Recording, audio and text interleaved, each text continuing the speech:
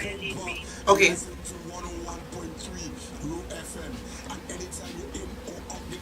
Let's see. Let's see better. It's crazy. Step in the frame.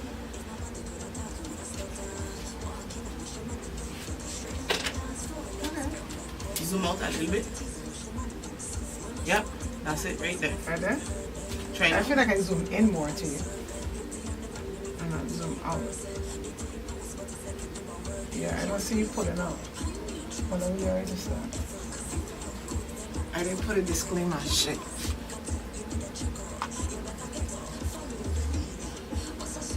Okay, after this I go to commercial. As soon as the commercial one, we go on, okay? Mm-hmm. But I don't know if I did well with the camera. So that we mention the first 15 minutes of the show. We'll go look at, okay, let's go start. No, we're gonna start. We're starting. Let's just go. We'll put on the thing after. Yeah. Did they by the door? I don't know. You want me to go see? Yeah. They might not have the phone.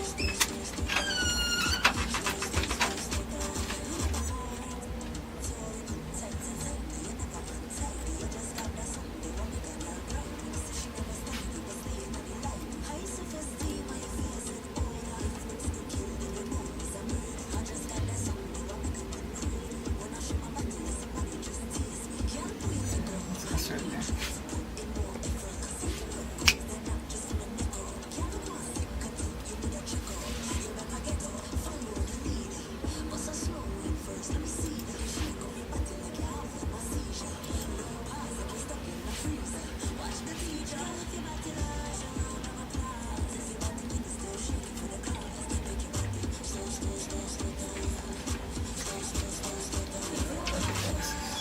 They ain't out there. Okay. Ready? Yeah, text Rodney the code. Just in case, so when he comes.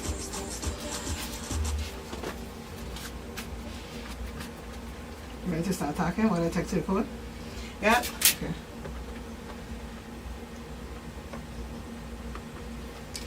Good morning, good morning, good morning out there in beautiful Radio Land.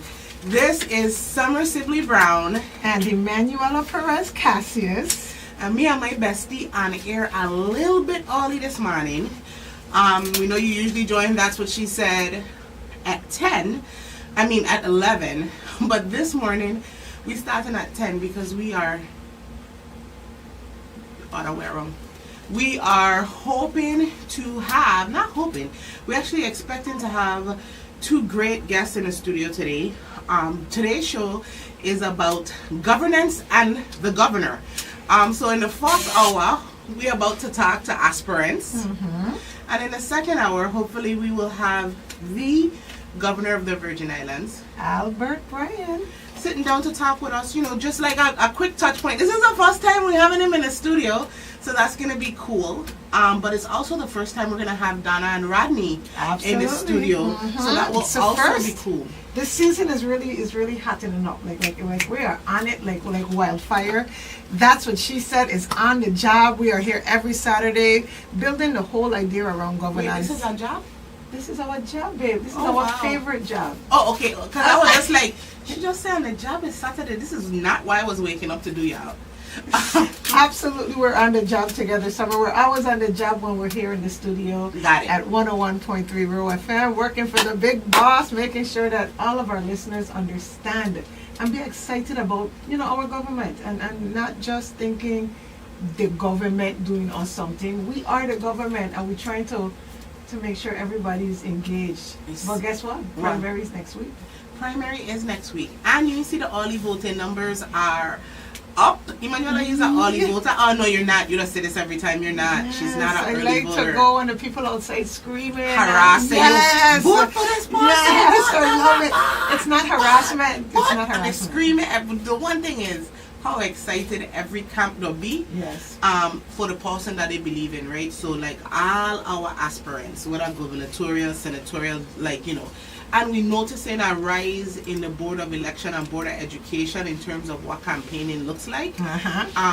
Their believers believe in them, right? And so to the energy that they don't give you, they overwhelm me. But I guess It'll overwhelm you. Wow. It'll make me feel like Juve. Like I don't get upset. She said, I am so curious. So, new voters out there, right? I would love to figure out after primary calling and let us know. Is a Oli voter or is a Juve voter? Yeah, Juve voter. That's why calling Emmanuella. People and the people who like the loudness. No man, it'll got DJ. It'll be, but you know, no place else in the world don't campaign like that. Maybe across the Caribbean. Yes. But that's not what U.S. campaigns look like, right? Food, music, walk down, vote, like people dance competitions. You don't know they got dance half out there and these things against different I wouldn't. I'm in my house. That's true. I'm in but my it's house. So freeing and it's so fun. And I think what it does for me, it takes off that tension that you don't have from being like camp against camp. You know, like on that day, all are we down the same road. And even though at the end of the day, one person is going to come out, the governor, and everybody else and will in not. this case, making it through the primary so they could run on the official ballot. Yep. So after primary, the melee on the street is whoever win primary automatically win the general election. Somebody tell me don't sleep on that. No. Somebody tell me. I thought so too. I was like, no man, that's what's gonna happen. I said, don't. I wouldn't. Person said, don't sleep on that because there's other camps, right? Remember, while the Democratic Party has been out and hustling, the members of the Democratic Party, the aspirants under the banner, hustling to get a vote.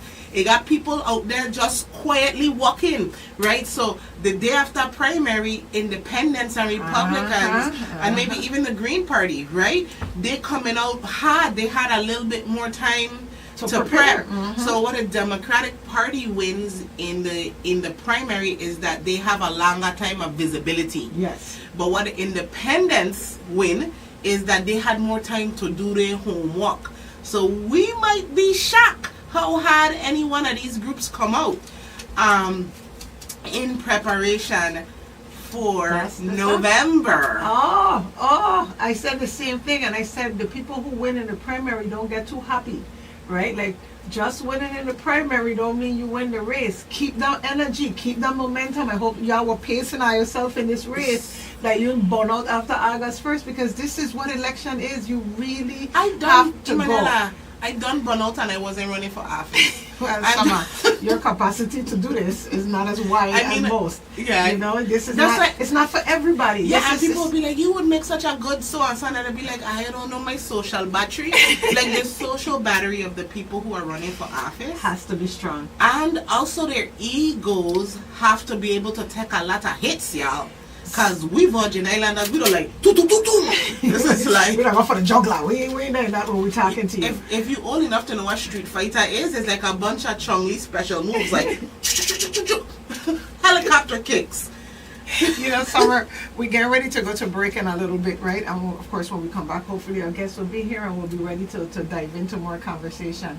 But what I really want people to know is all of you who have done the work in the primaries, I applaud you. You have given the Virgin Islands an opportunity to think. Yes.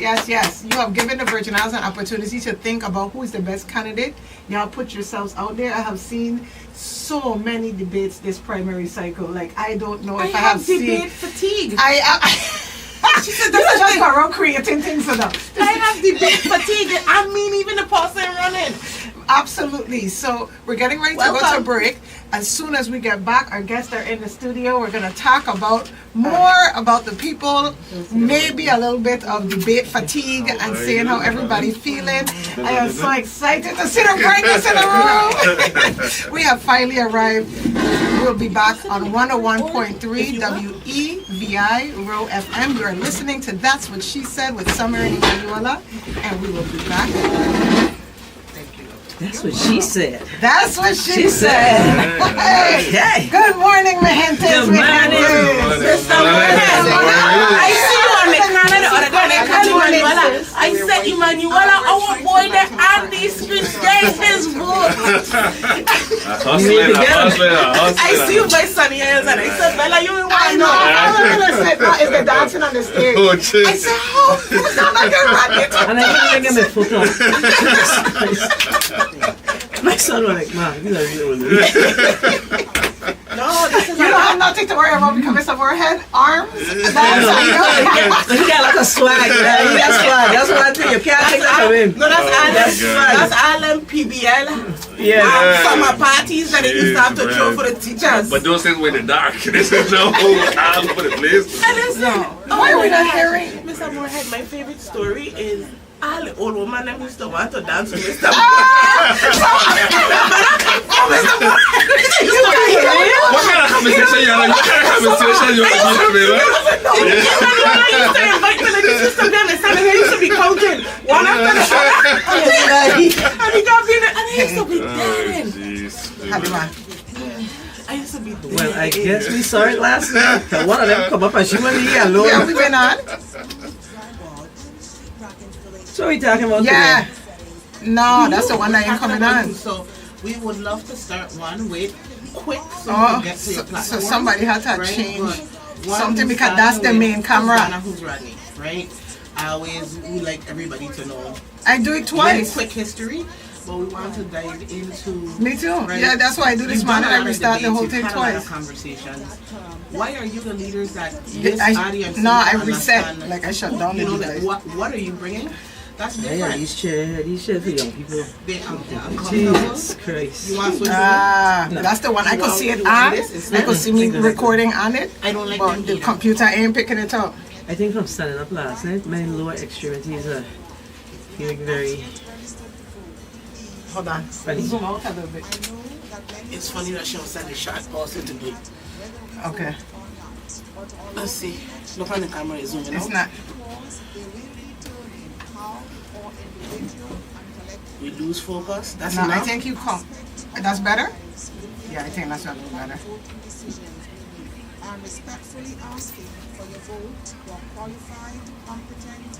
Bend it back a little bit. I too short to do the bending. Bring it forward. I do want to focus on to. I don't know what Emmanuella questions is, but have three priorities like that. At the end we of down? 4 years, what you imagine would be done? No cheating, just ask us. Ain't cheating. We'll prep everybody with a beginning direction between the first break so that at least people Someone sit can come down. in warm. Yeah. When you talk about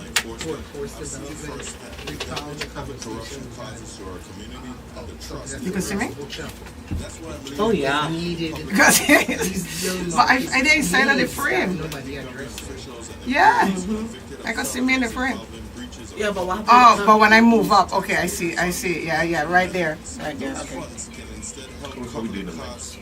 me and you gonna share? I don't know what to do with a ball. Accountability matters. Integrity So the- matters. And protecting taxpayers must always comes first. Again, this is your democratic Yeah, see, that's the top of my head even more. Yeah, but when you turn around, I will guys your back because you're gonna be facing. government and restore Okay, trust see ya. in our virgin islands. This is every We'll figure Saturday. that out every Saturday. We gotta figure out the technique. The They're oldest growing. What users. happened is every week she pouring new devices in, right? And then she has people like me and Summer that she I thinks a have text will be enough instruction for us to set it up.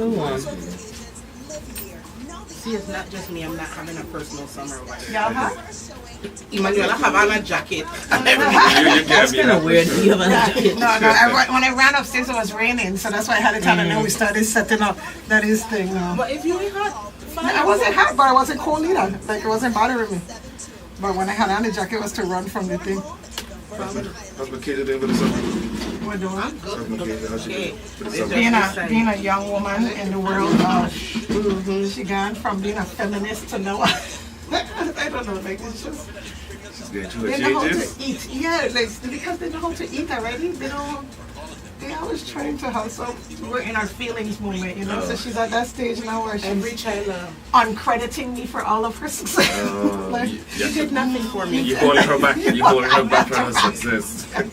You had those I am not your pictures. sons. Your sons are this, and you and your sons, and you know. It's like, I don't know when we become things because I really wanted to be my friend. So I'm talking to my therapist about why do I feel like a pick me for my daughters? Like why do I want them to pick me so bad? When she talked to her best friend will say, F them kids. You do your job. Them kids are grown now. Let's live. Let them go through it. Okay, we get ready to go back on. Do well enough that they can afford therapy. That's great. Temperatures are expected to get up to 90 to 95. What about those issues, Then huh? we're clear tonight with breezy conditions. We're still going to see some haze. We'll drop down Emmanuella, to you about want to open up with the first question, another or you sunny want day me? on Sunday. I want you to welcome them into the room. Okay. Then we're mostly sunny on Monday. This is with my mic? some Yep. days. However, there will be enough breaks that we could also see some scattered showers. We'll be up to about 90 for a high. Similarly, on Tuesday, partly to mostly sunny with some haze. Again, with a chance of some Summer says she have debate fatigue. Do you have debate fatigue too? Yeah, man. I was like, that's ridiculous. But we asked in the beginning of the election season, people were being forward and they ain't even trying to fight for us. Now everybody, they're in your face every day, all day, and people feeling fatigued. I love it. Thank you. Thank you for all of I this. have to take hats off to candidates. That's a lot. And then sometimes I'm standing for 2 and 3 hours with Let me no tell you bath and no something. break. The last debate, I am Going not in. making this up. I didn't wear my flats because I didn't want to appear because I didn't even see. We on, Bella? Are we on? Okay, okay. Check, baby, we're in.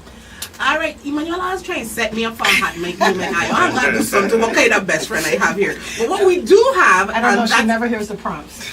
and what we do have today, and that's what she said, is we actually have 2 gubernatorial, well, 1 team, but 2 aspirants who come in today to listen, listeners. That's what she said here is to do is to inform, right? The primary voting season is here, primary election coming up, early voting start, and if you push on them buttons, you need to know why and for whom you would want to represent you. And so today we have DONNA and RODNEY. I love that. I love the fact that we get to call her DONNA and RODNEY. That's it. Keep it simple. For little children who grew up rudish inside of ourselves, That it's makes like me so happy. I can't beat people by the first name. Well, you know, I always call my elders Miss Donna or Miss Sarah. Me too, me too. Yes, I said that to a lady last night. It's true. At our, I called her Miss by her first name, and she said, "No, I'm just Mary." I Yeah. said, "No, I know my mother Miss called Mary, you yeah. Miss Mary." Correct. That's Yeah. right. That's Correct. right. No. So we still expect to hear I love Miss it. Donna and Miss Rodney. Put some respect on it, Sommer. Get your life together. To Brad, Montish over there. So we always, Yes. that's what she said, we like to check in with the people first, right? So how are you doing? Like, how is the person, Donna, and the person right Miss. right now? Miss. No, it's fine. Okay, That was Donna I today. grown. You ain't grown enough. Yes. Hold on. You all that up, yeah. All that up, you. Go ahead. Okay, go ahead. Tell I'm me. great. I'm great. Excellent. It's been quite an experience, but I'll tell you this much: I know I'm having fun. It's been a good time. Good, good. You know, all the debates and all that stuff. You know, it requires a lot of preparation and a lot of butterflies and all that good stuff.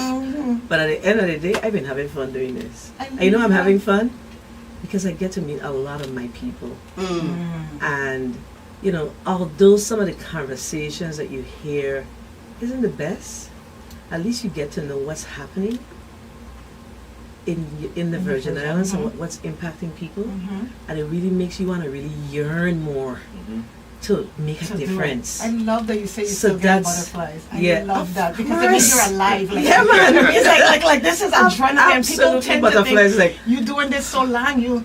oh I no, know, that's that's not expert, true. yeah, when you get on the Say that stage, for me. that's Say it. that for me. Say that for me. Leading up to that, it's like a lot of butterflies because you don't want to disappoint your people. Yeah. I'm one that works really hard not to disappoint people.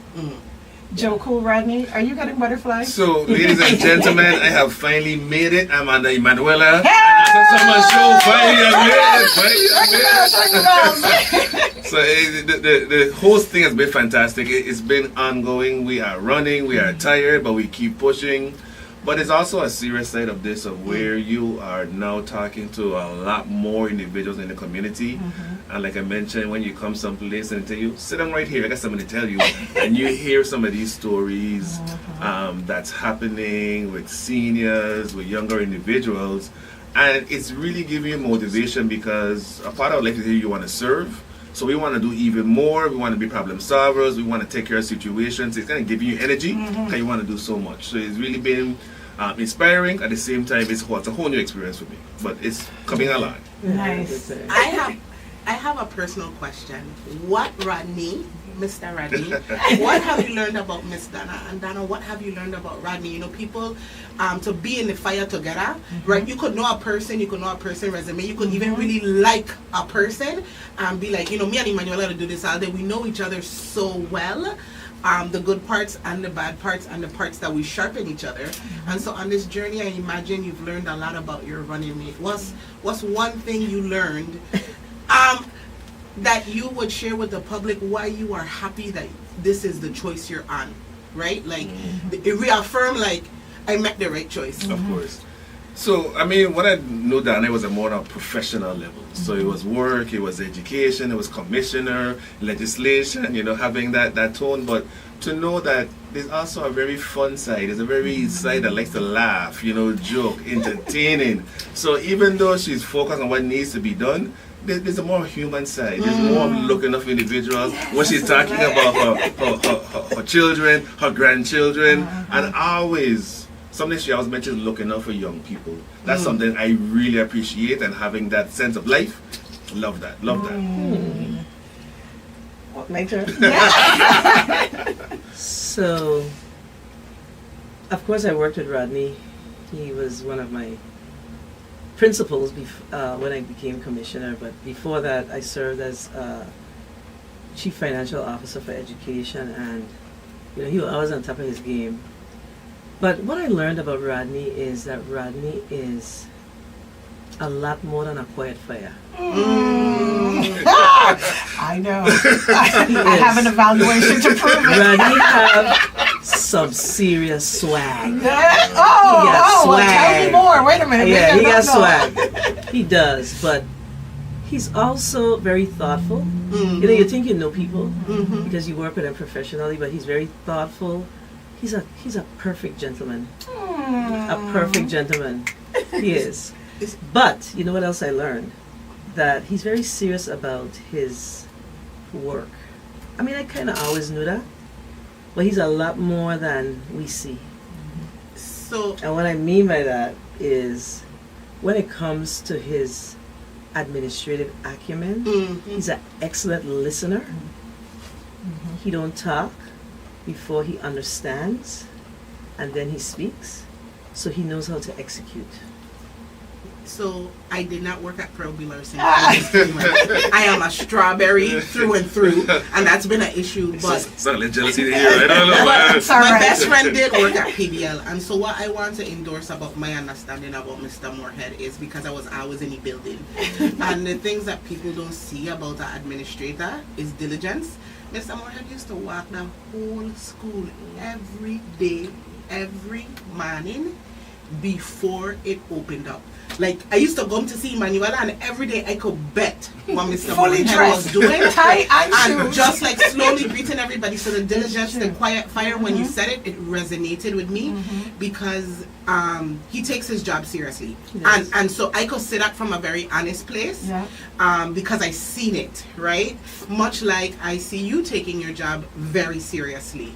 I know you through your legislative work, of course, like one of your largest bills that related to my personal experience was around food security, and your perseverance with that, your due diligence, and your will. Political will is a thing. A lot of people could write legislation.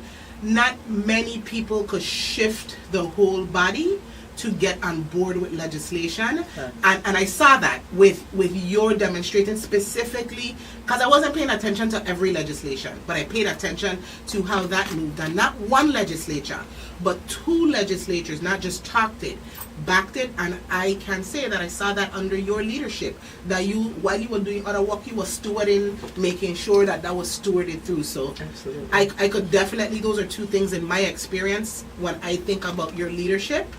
I see.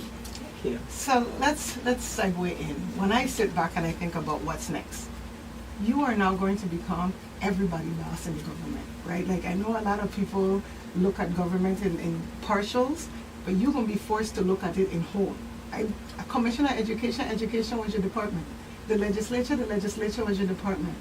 Let's talk about some political courage. The courage is going to take to get people behind you and wanting to do the work as exciting as you are, right? Like right now, you're both excited. How you gonna get Emmanuella to be just as excited when I don't walk in the Bureau of Internal Revenue, sitting behind a window, collecting money? Like, Good question. What gonna make you get me to come and start work on time, or at least be supportive to the people who come to the window to ensure we collect our revenues? You have to set the tone from the top. Okay. You have to set the tone from the top, and you have to. I think where we need to start is really bringing hope back to government and providing a level of respect to the employees, with also ensuring that all of us hold ourselves accountable, not only the chief executive and their staff, but also the employees. So we have to do our due diligence with employees, and when you have a lot of times when you do business with government and you meet with a bad experience, you're like, oh, all of these government employees is this and that. That's not true. I could tell you that right now. We are experiencing a lot as Virgin Islanders, and when we look at the fact that we have like 30 union contracts and only 9 of them are actually active, that's why the person at that counter is frustrated, because they have not seen a salary increase for 5 to 7 years. That's why. So if we want good work, if we want greatness, we have to figure out how do we achieve greatness.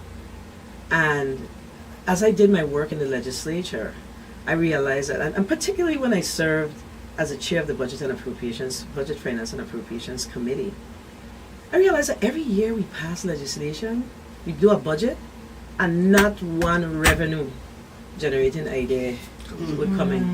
When I served on that committee for my 2 years, in my last term as senator, I called my colleagues into a room and I said, listen, I don't feel right.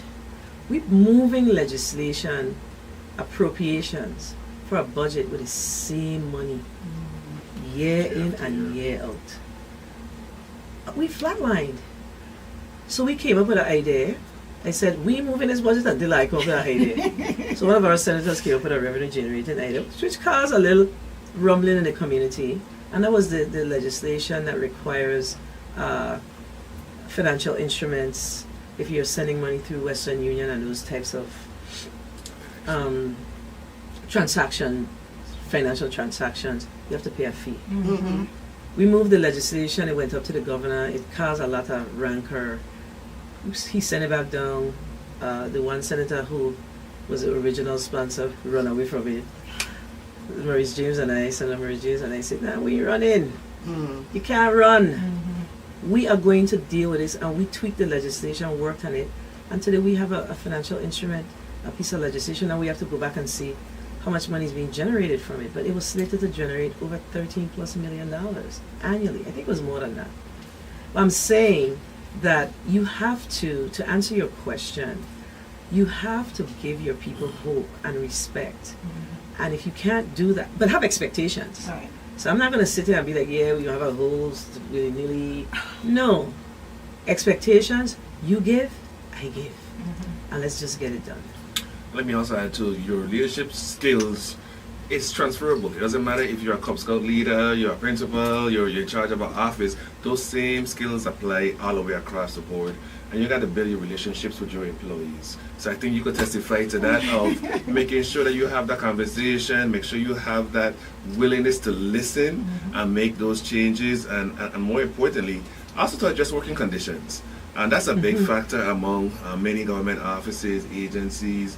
You know, you hear all kind of words about mold, you hear, leaking, We got to address those, go ahead and address those issues as soon as possible in terms of safety. You make sure you're happy coming to work, making sure if we have any grievances, we addressed it.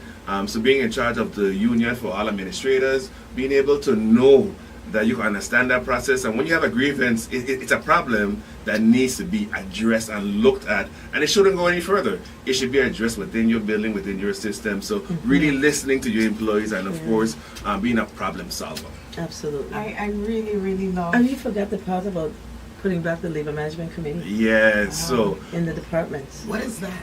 Yeah. okay. What is the Labor Management Committee? I always coming to me. No, cheesy. We have guests. So the Labor Management Committee is really the committees that are formed within our government agencies where labor and management agree that we are going to form a team and we're going to work together to go ahead and resolve issues. So we used to have labor management committees back in the day. We don't have them anymore. So many grievances that are filed, they're not resolved. They end up in an office called the Office of Collective Bargaining, where you're a union person, so you know. So when all those grievances come up, you know, that office has over close to maybe 400 cases of pending arbitrations, pending issues that isn't going through. Many of those individuals that already retired, they haven't got the problem resolved, and it just continues to grow. But it's never really supposed to get to that level. We're supposed to be resolving it on the lower level through grievances, through the Labor Management Committee, which we don't have in those offices. At one point we did, but we don't have them anymore. So grievances are filed, is ignored, they go all the way to arbitration, and it sits there in a hopper, and it doesn't get help. But at the same time, it's justice delayed, it's justice denied, because we're not addressing the issues of the employees that we have. I like that. You gotta take care of your people, bottom line. So I feel like that's been a consistent message from Donna and Rodney's team, right? Is care. You mentioned revenue generation, and that kind of got me excited. One, because agriculture is revenue generation, and I'm not here as VI Good Food, but on the campaign trail, I've heard you speak about St. Croix as a sleeping giant, right? And so what does revenue generation, or what does waking the sleeping giant look like for this team? It looks like a lot. I mean, Rodney could share with you. Oh, you want me to go ahead? Go ahead, I'll jump So it looks like a lot. I think St. Croix has so much opportunity that we have not tapped into. I remember growing up here, coming here as a child with my dad and my stepmother, and this place was hustling and bustling, man. This was a place to come to good food. You go to the best stores, get the nicest outfits, you name it. And we don't see that anymore. If you want a nice outfit, you say, hey, you can call your girlfriend in St. Croix and say, hey, I need you to buy me this, you know, that kind of thing. And we're not saying it's true. I experienced that. No, I'm serious. Nice to know that. Yes. So, for us, we want to bring back light manufacturing. We have a unique opportunity to do that because we know that we have a president who's very focused on Made in America. We want to put our Economic Development Authority to work. And I know they're working now, so that's not what I'm saying. I want them to work aggressively to bring home the beacon. We also want to stand up small businesses. But we have to say to our small business people who are interested in becoming entrepreneurs, these are the businesses that we believe are important to move the territory forward, or to move St. Croix forward at this time. Are you interested? Provide catalyst funding dollars. When it comes to agriculture, we have the agriculture plan, and of course it's a live document, and it's a document that I expect to see moving, changes made in it. But we have to decide what we want agriculture to look like. And what I mean by that is we're going to have to restructure agriculture. We have to restructure agriculture in the Virgin Islands. We can't be all things. We can't be all things, and we're not achieving anything. So I strongly believe that in order to achieve, anything that you set out to do, you have to bring people at the table who are subject matter experts, people who, and even if you're not an expert, there's people who care about the issue, to talk about it, to figure out how do we move it. So when it comes to agriculture, I mean, I have all these great ideas. People don't want toilet soil anymore. You have technology. So these are the things that we have to do. We have to support our farmers in a very different way. But it has to be in a structured way and within the reason of our available resources. You see what I'm saying? So these are some of the things that we have to do. And then we talk about the blue economy. We are ripe. We are surrounded by water. I mean, I get excited when I talk about this stuff. We are ripe for a blue economy right here in St. Croix, the transshipment hub. And when I talk about blue, and that's the only thing. I mean, making St. Croix the transshipment hub of the Caribbean is doable. It's doable. But guess what? It's all about having the will. We gotta stay focused. We get distracted too much with outing fires. Let's hire leaders who can out fires and stay focused on what matters. So let me share the subject a little bit here, because that's always a talk about St. Croix. that St. Croix is going to get left behind, or we're not important, or everything is going to be whatever. She got St. Croix governor, St. Thomas governor, all this kind of stuff. But you know, just to know that that's a conversation that we've had before, and I know for a fact, after speaking to DONNA, St. Croix is going to be a very important focus, especially when it comes to the economy and everything that we need to go among our 8 pillars. That's something that is going to be done, and I feel confident that individuals will not have to worry about that, because we are going to get our fair share of attention and support that we need within this economy. And I want to make it crystal clear, there's no way I'd have been on this ticket if I didn't feel that way honestly here in the Virgin Islands. I'm so excited about this. I want to say that St. Croix. Listen, your excitement has sprinkled off. No, seriously, I'm not. This is not something that I am. Listen, I really believe in what you're talking about. We can see that. I had an opportunity to go to a meeting, a series of meetings many years ago when I was in the legislature, Economic Development Committee, Senator Gittins. And when I left that meeting, we visited this place called the City of Rivera in Florida. And the town reminded me of the town of Frederiksted. And how they were able to build that town back. They hired some young MBAs and they laid out the plan. City planners. And they were able to get it done. Tough decisions have to be made, there's no question. Right. It's not going to be easy. But it's very doable. When you look at, when we look at St. Croix got one island administrator. Are we for real? So I'm happy that you pointed out these little gaps that matter, right? Like in supporting a structure that moves. What a lot of people don't know is when a governor is elected, then they have to put together a transition team. Those are a group of people who goes out into these different agencies to get you the whole, what studies have been done by this and from this agency, what narratives you asking your team to go. When you put together your transition team and you're saying, go out there and bring me back everything so I could be able to figure out how to apply these ideas in real time, right? Tell me about that transition. Plus, we got to read it.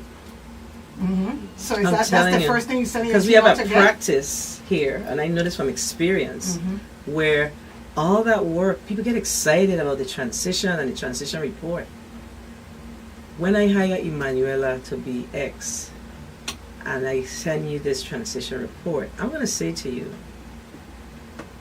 this is what because of my experience, because of the work we've done on the campaign trail and what people have shared with us, this is what we see as our top 3 priorities. But this is a transition report, Emmanuella, and I want you to read it and tell me what are your top 3 priorities. You bring it back, and then we're going to have a conversation as to the way forward.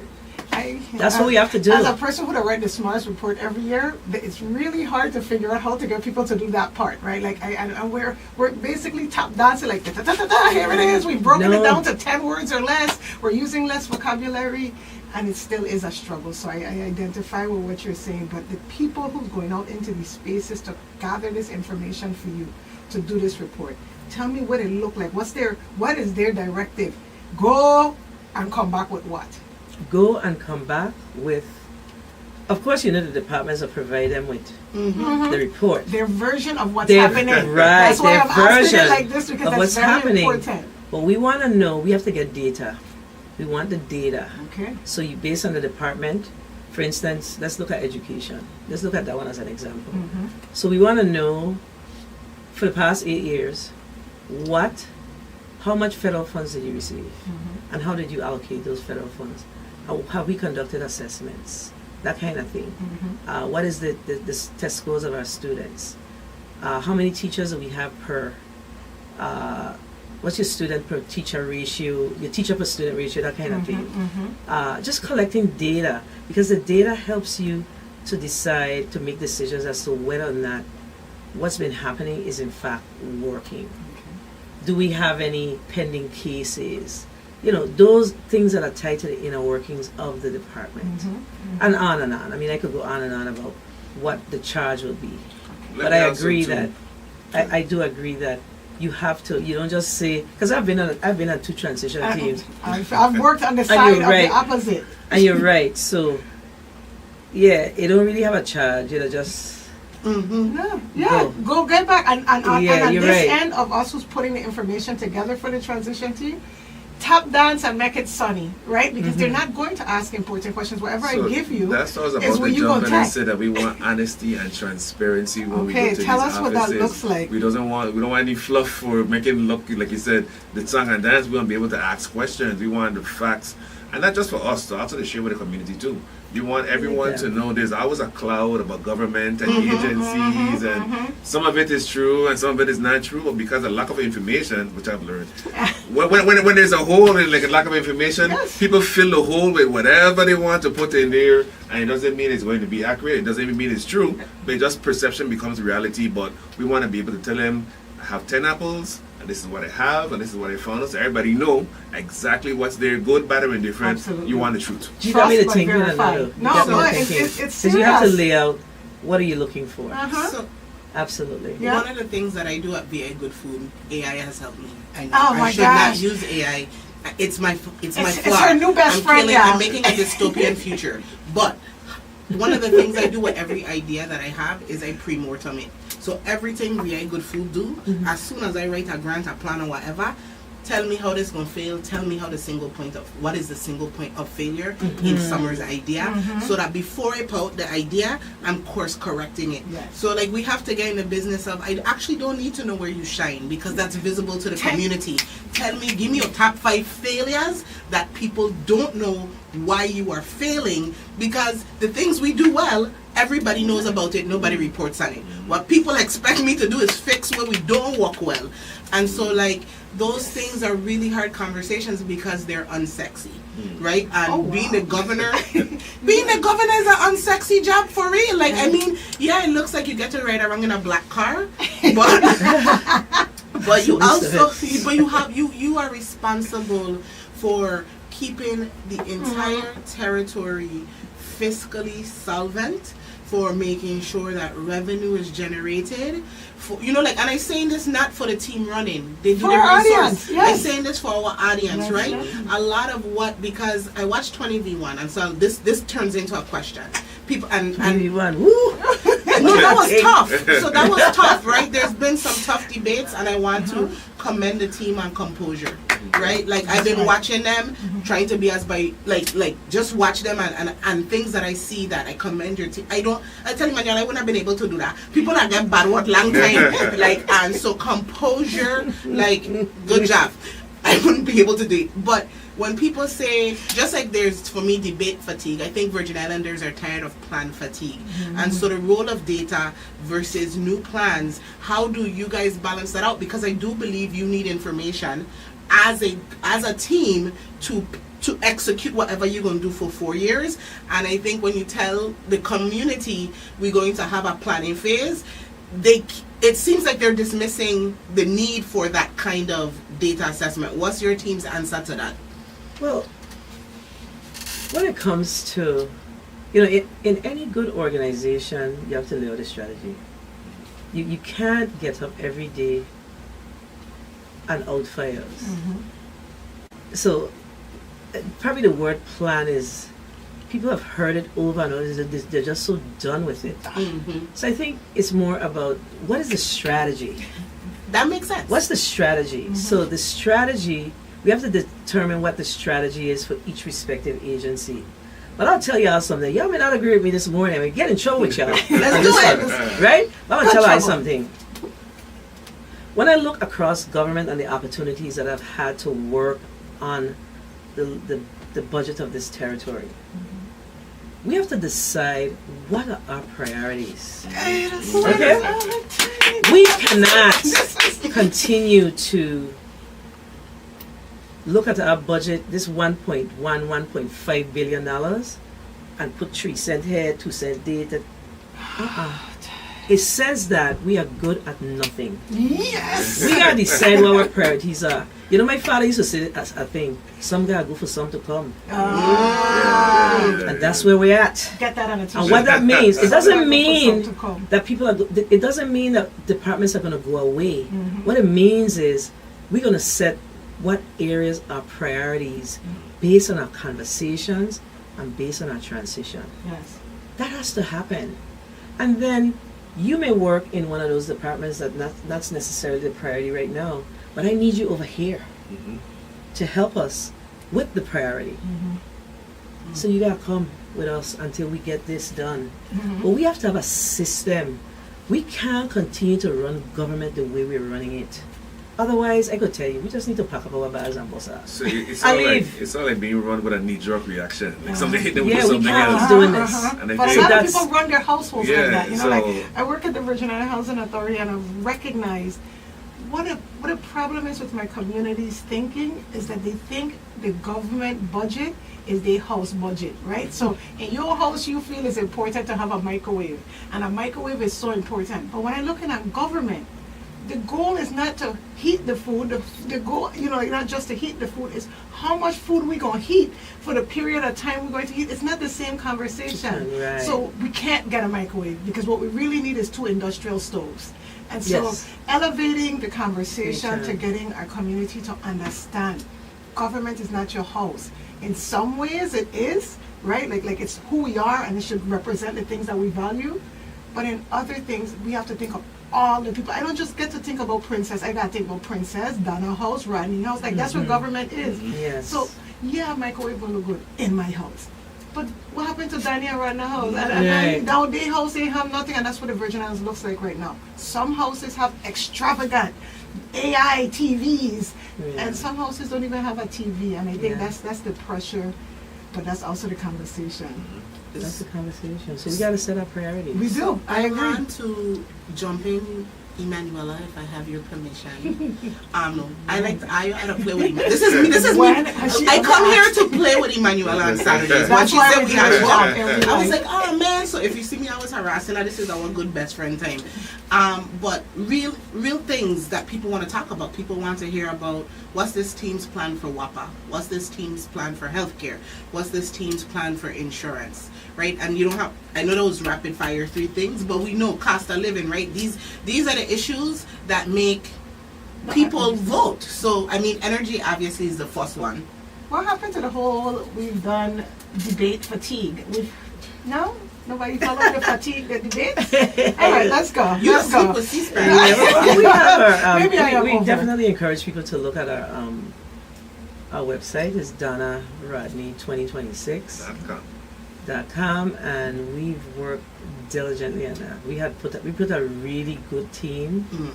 to help us put it together. We were very intentional about it. We've worked on it over a year, and what we've done is, as we walk the campaign trail and we talk to people in the community, we realize that we have to make tweaks Mm. to our, add to it, subtract from it, whatever that is. So that's what we've done, because we are taking this work very seriously. So when we look at WAPA, right, everybody be like, we can't fix WAPA, we can't fix WAPA. And, our people have every right to feel that way, Mm. because we've spent a lot of money on WAPA. I know. I don't see why. But we have to recognize that it's time for us to ask for help. I am dead serious about it. You may not agree with me. No, in that case I don't, because I don't think we should just cut them off. Like seriously, it's No, a you private can't. business, we start something else. You know how like, much people but go that's without my power? personal. But what I mean when I know. say ask for help, I I think mean, it's cut them time off for on the us to... subsidy. They're still a private business. Well, they're not really getting they'll get subsidies if you get... Well, when I've been in the Senate, we gave them, I think, $6 million they were supposed to pay back. That ain't gonna... That's like lending money from your mother and you're like... Yeah, I ain't coming back. Talking about. Don't You know call what I no mean? names. Don't call any names. When I served with the ARPA funds together, about 100 million. The challenge that I had with that was there were no guardrails around it. If you ever give 100 million, these are certain things I want for you to do. I ain't gonna just give 100 million. But just getting back to WAPA overall, I strongly believe in a public-private partnership. And my daughter all the time to tell me, don't say that. People don't know what public-private partnership mean. You have to break it down. So I'm gonna break it down today. All right. I Okay. say, yeah. She tells that to me all the time. So it basically means that we are going to ask for support. We're going to get private concern to come in here and help us on the power generation side of the house. It's time for us to do that. And we have a lot of money, and I hope our prayer we gonna get it back. We're gonna get it back. This ain't like sending it to mommy. We're gonna get the know money we can back. get it This back. whole This is get back. freeze and all that. We gotta be positive about this. Oh, the federal Yes. government. Good. We Okay, do have to clarity. be positive I thought about we it. were talking about WAPA. I thought WAPA Right? was for PS. So we're gonna get it back. But my thing is, in our first 100 days, we have to have that real come to Jesus, sit down with the folks at the authority and let them know that we expect them to push out an RFQ for a public-private partnership on the revenue generation side. And it has to have a time limit because WAPA belongs to the people and we need to keep it. But we got to train up our people and, you know, we have to put the systems and the structures in place. It is doable. I actually worked in WAPA many moons ago. Really? No, like I was like a summer. I consider it was more of a summer student. Okay. But then when I came home, I did a little stint there. I worked in the accounting office. It always had challenges, but not at this level. It's just this reminds me of what has happened with Juan Louis. Our hospitals always had challenges, but for some reason we are They compounded. yeah we just Oh. so. In addition to that, I think waste to energy must become a priority of ours. When we look around the territory, everything, I tell people this all the time, everything that we wear, anything that comes into this territory eventually ends up at Waste. the landfill. Even if it takes 50 years, It that does. nice mahogany bed will end up at the landfill. Yeah. So we have to really focus on waste to energy. We've had a lot of programs here. We have, when you go to change a tire, you pay an additional $2 or something. But we still see our landfill And then filled with tires. Dumping it there. And then the tires are being dumped. We have to bring some enforcement here. We gotta get with the program. This is not the Wild Wild West. We gotta bring us territory back to us, to the people who it belongs to, the people who choose to live and work here, and take care of their families here. But WAPA, public-private partnership, and really focusing on green energy and waste to energy. And by now, we should have had a temporary plant. They have the funding for it. Again, it's tied to the will. We don't have the will. So if it's not done by the time we sit in office, that's going to be a priority. We have to get that temporary plant Got it. in So, place immediately. at this show, we have to pay bills. Summer is over there waving her pink fan rapidly to give me those signs Pay the that bills. we've got to go pay the bills. So we're going to pay the bills, and when we come back, we're going to wrap up this conversation. And y'all have excited us, so let's see how we're going to close out. You're listening to 101.3 Row FM. It'll go quick. We don't want people to come stay with us for 2 For hours. 2 hours. Because we have so much to talk about. I know. It'll just be touching the surface. I'm glad you got my fan note. I did. You know, I she see, got I this look at energy. that. Like, no. I didn't notice that we had reached the green. So the green is when they have something with you before commotion. we went down, but I had to cut out the conversation. I can't remember what it is now. Something I was trying to tell you. Think about it and tell her. Mr. Moorhead, there's nothing still on for Canada. What's the possibility? Yeah. My time fancy. Thank you.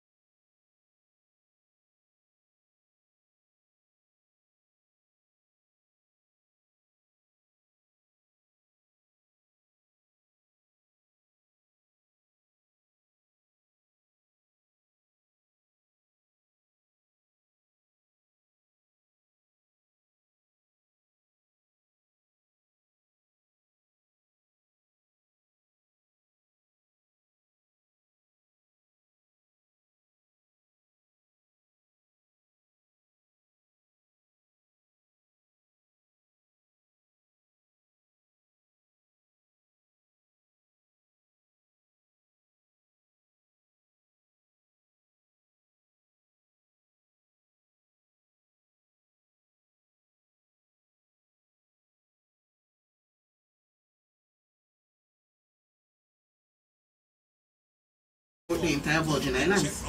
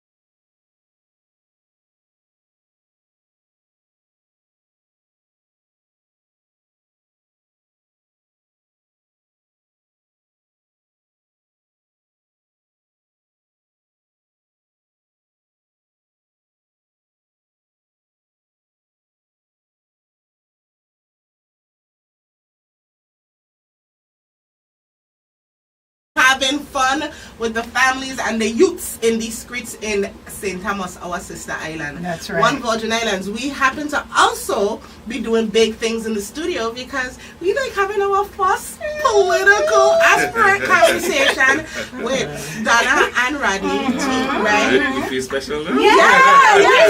You guys are like really the first Saturday show and focused on campaign that we've done. So thank you for coming in and doing that. And we are so excited to help our listening audience bridge the gap. This last lap is about you though. This is early voting, right? Yeah. Primary coming up.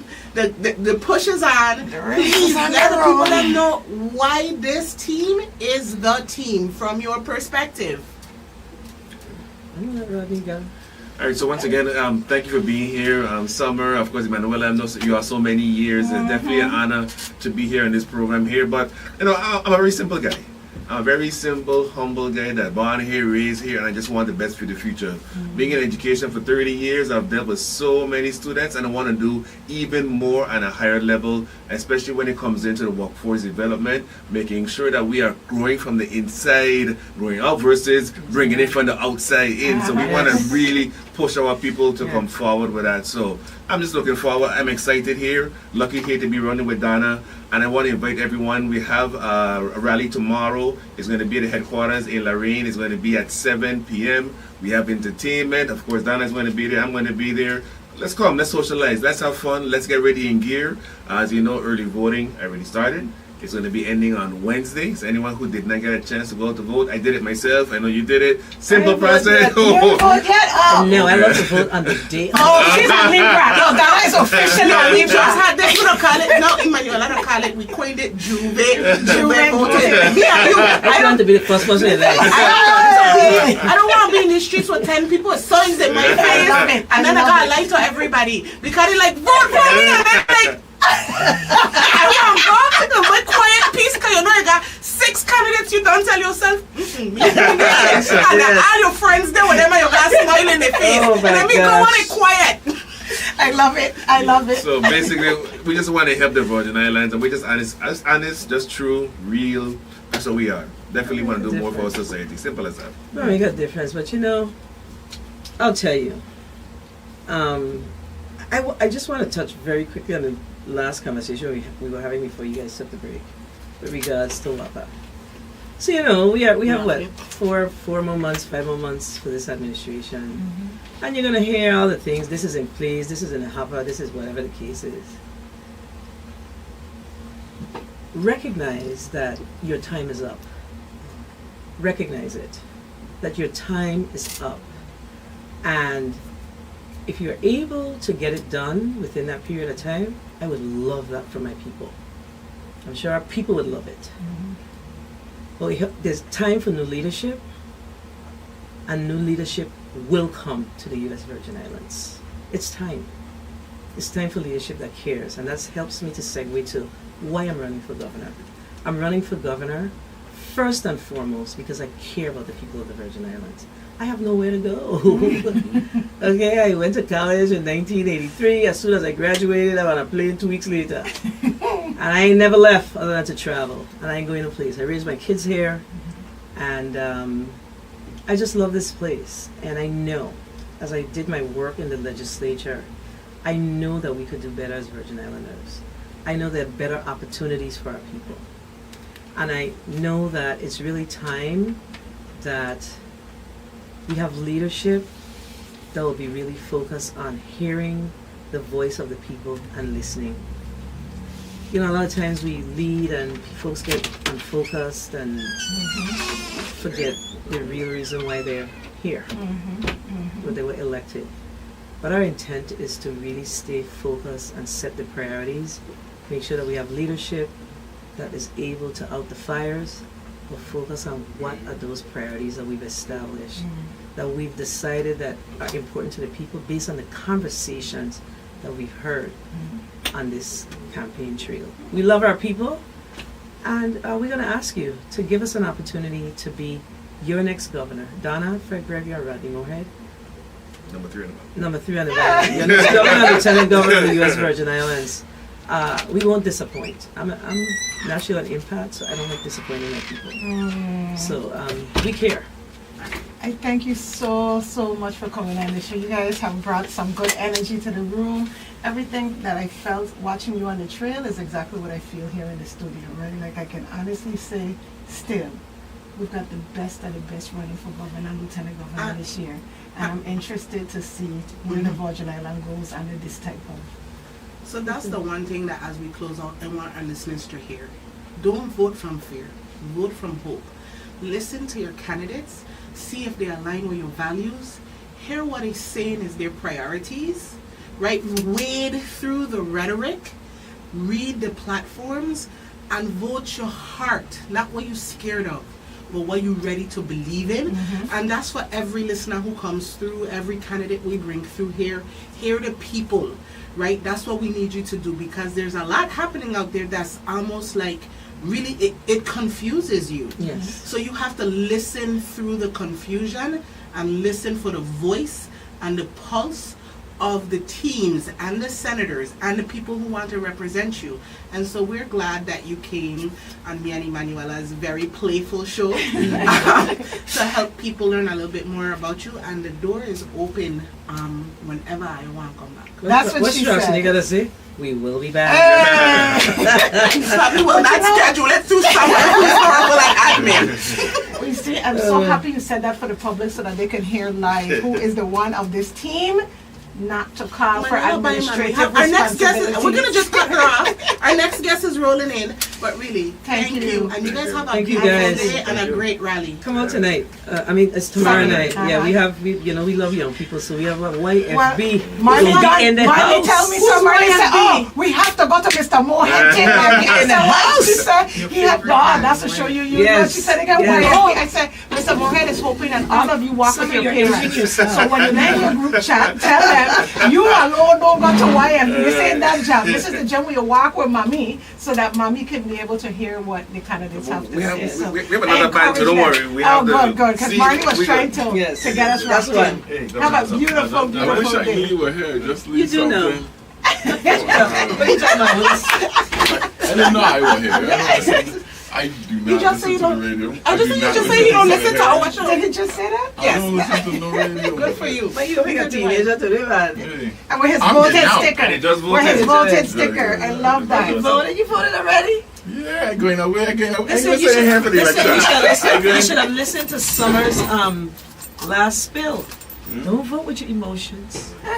Vote no. with the right thing to do. I got. Thank you. There you go.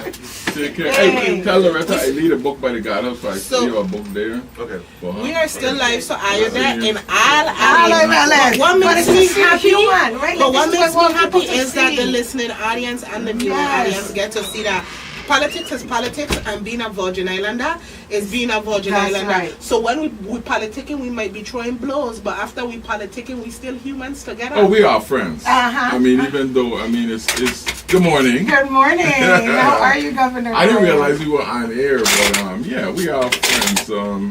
We grew up together. We went to the same high school. We played basketball against one another. We went to the same dances. It's funny when it comes to election because there's such animosity created, and it's really, this election is. I just wrote a post on Facebook and I defined hypocrisy, and hypocrisy is when you're saying you are a Democrat who's been in office, you're running as a Democrat, condemning the Democratic administration, the Democratic legislature, and Democratic delegate because they do nothing. But you now, as a Democrat, going to have with the same supporters, going to change something. I big respect to Claude VLA. He ran as an independent. But if you've been elected in the party, by the party, for years, how are you going to run now and say nothing was accomplished? So you ain't do nothing either, right? So there's That's the definition of hypocrisy. And when I listen to the election and people call me, "Gov, you gonna let them give you all the blows?" I said, "But I'm not running for anything." But you notice everyone is running against me. in Aren't some they? cases, I don't know if they're running against you So, well- or running against the things that we say as a people we want to see, right? But what I want to highlight, you see the part where we start off saying we's friends, we's people first? Yeah. That is absolutely the truth around WIP. So when you're seeing campaigning and all these spiels and all these chastising and all these things, it's not because they think they wasn't a part of the work. It's that this is the season for that.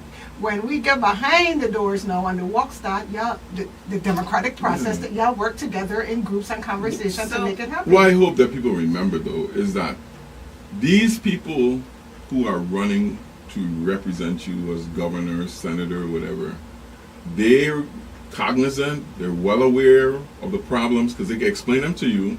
So when it gets in there, I want nobody, right? I want to say welcome. That's what she said. If you are just tuning in, because this is usually when Sommer and Emmanuella start their show. Happy Saturday, listeners. Oh, that wasn't your show? Yeah, it was, but we started an hour early. Oh. So we started an hour early because it's election season and we're getting close to primary. But we have the honor of having the Honorable Governor Albert Bryan, known as Govy Gov, known as Two Chains.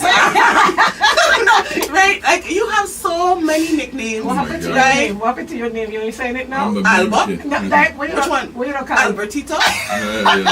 Uncle Albert. Whenever we're in the middle of the work, it should be like Albertito strikes That's again. because obviously, right, like, again, good humans and different views. So we are really happy to have you on the show today. We want to talk a little bit about what you, from your perspective, what you have achieved as a governor, what you're looking forward to coming next, right? Because you are a human. There is a next part of Albert Bryan's life.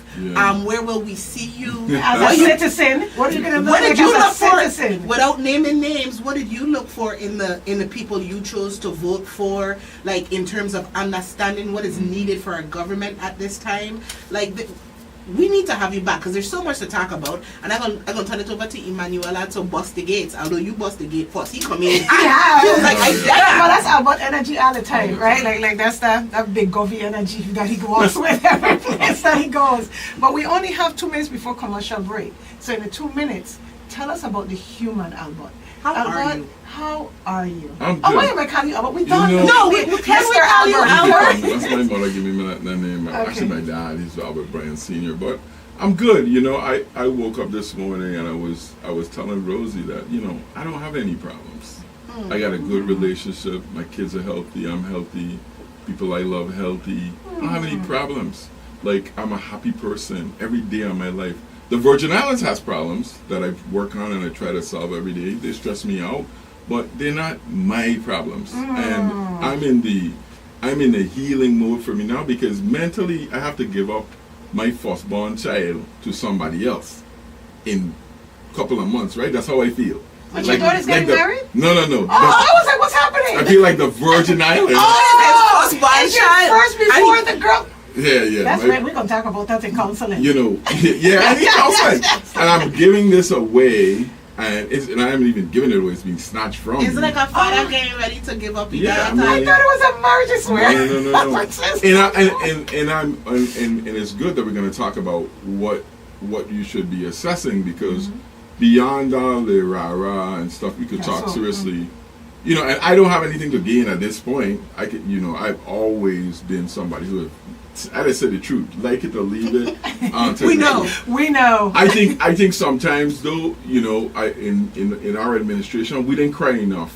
We just solved problems. And you know, one of my staffers gave me the best compliment. She said, "You always want to be in the room where there's a problem to solve." And we got to look at these people that we have to select now and see, are they problem solvers or are they just repeaters of the problem, complainers, part of the problem? And who's really telling people the truth and who's misleading the people? And that's for you to judge. All I can do is answer your questions and tell you the facts about what is going on. And that's why I started off with that whole hypocrisy around because this is like, nobody knew coming, and if they're new coming, who they gonna put out? So, one, I agree that hypocrisy is us, but I call it cognitive dissonance, right? Because in the Virgin Islands, we're the only people who love the beach, but we don't litter. We always talk about education, but nobody don't go to PTSA. Everybody love we need agriculture, but farmers market empty on a Saturday morning, right? So, like me, I'll use me. What do you call it? Cognitive dissonance. I am the good food lady. Bring me a Coke right now and a quarter pounder with cheese, right? Like all the ways in which we espouse values that we do not live, and that is a collective I love problem. talking to smart people. Yeah. I mean, okay, I wrote this piece the other day talking about what are our values. Like, I don't publish a lot of stuff that I write. I write a lot because I'm a governor, so people feel away. But what are our core values anyway? Before, we believed in family, we believed in buying a piece of land, building a home, we believed in raising our children, we respected our neighbors, we trusted our leadership. Now we've been Americanized in a way, I'm not sure our core values are the same, but go to your break. So I think that we got like 1 minute and 46 seconds left Okay, before we we have still to got go to time, but break. I mean, like, we have changed as a culture. I mean, like, think about just guns, right? When I grew up, like, I only knew like one person who had a gun. It was my uncle, and I was like scared of it. And only policemen had guns, marshals or whatever. In the Virgin Islands, which is heavily influenced by American culture, we get 27 murders for the year, 28 now. DVI got 1. Canada, across the river, across the lake, Detroit, they got like 800 murders a year. They get across the river, 3. How? Like, what is it that is so permeating? Yeah, we take a lot of blame on ourselves as like we did, but there is a constant messaging to us that we are not cognizant of.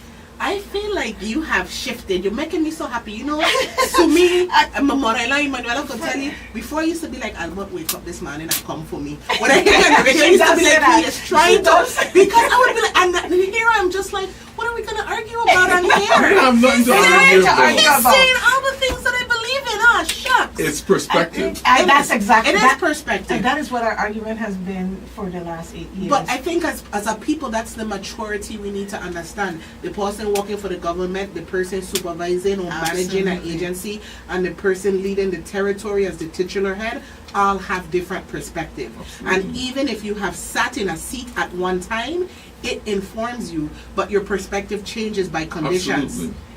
Absolutely. And with that, we are going to break at 101.3 Row FM. You are listening to That's What She Said with Sommer and Emmanuella. Yeah, there's no real conflict.